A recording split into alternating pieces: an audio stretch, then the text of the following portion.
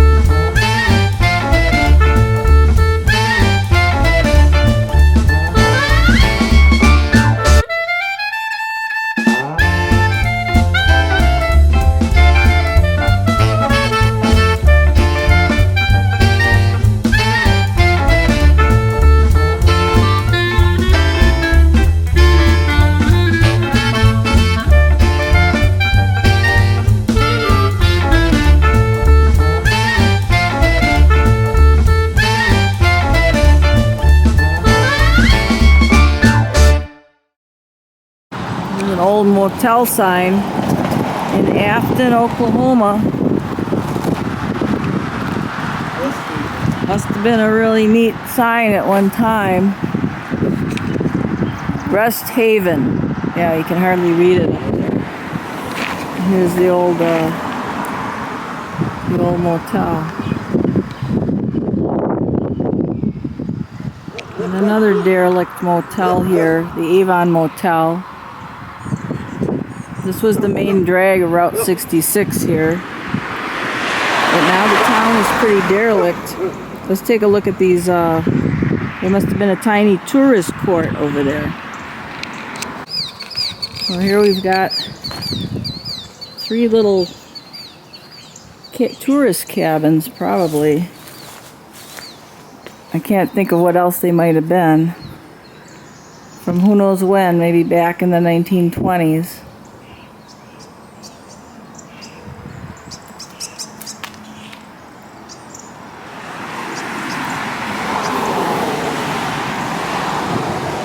And all just sitting here abandoned. You still see the electric there. They got the electric conduit, ceiling light, the outlets. Just sitting along the highway. And here's just some autos just sitting along in a derelict station here. You got a country sedan, Ford. All these, I don't know if they're for sale or what they're doing, but they're just sitting. What's back there, Greg? Way back there with the door off. Yeah. Mustangs and everything's just sitting around, rusting away.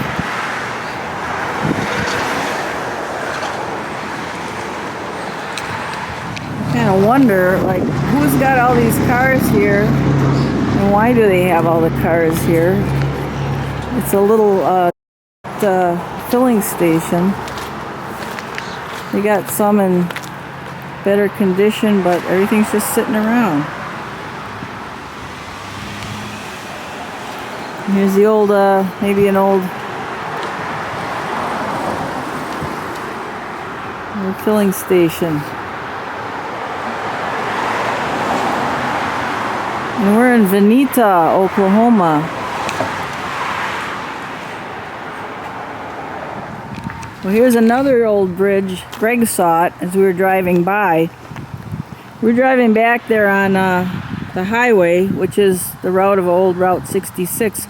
But this was actually the route in 1926 through 1932. And in 1932, they rerouted the road, and this is a pretty much a one-car bridge. What did they say? It was a Pratt through truss design over this creek.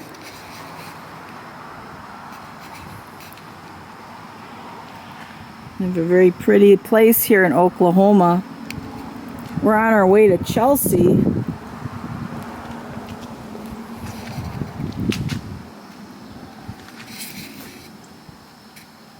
look at the, and it's not, some of these bridges, they have them sealed off so traffic can't go over them, but this bridge is still apparently in good enough condition so a car can pass over it. And it looks really scenic here. Driving down, look at this. This little lane was once Route 66. Remember, Route 66 was first started, what, in 1926?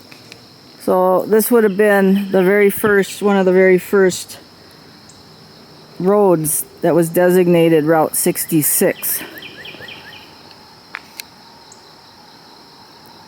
This looks like a nice place to live right at the end there. And I wonder if it curves around back to the highway again. This is Pryor Creek Bridge.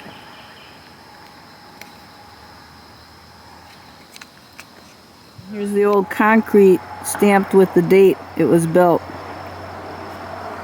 Oklahoma State Highway Commission, probably 1926.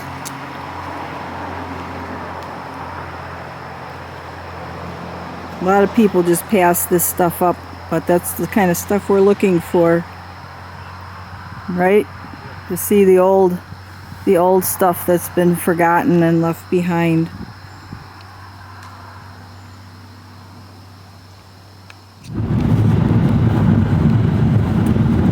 That's a train bridge. Yeah, in case you didn't know. Route 66 here, we're on the Route 66 out of Claremore. And you can see it's a very wide road. It's a divided 4-lane. But this is the old route. And there's a lot of traffic.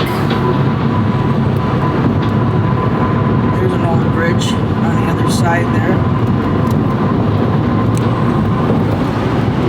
Once we get past Tulsa, this is a Delorme map.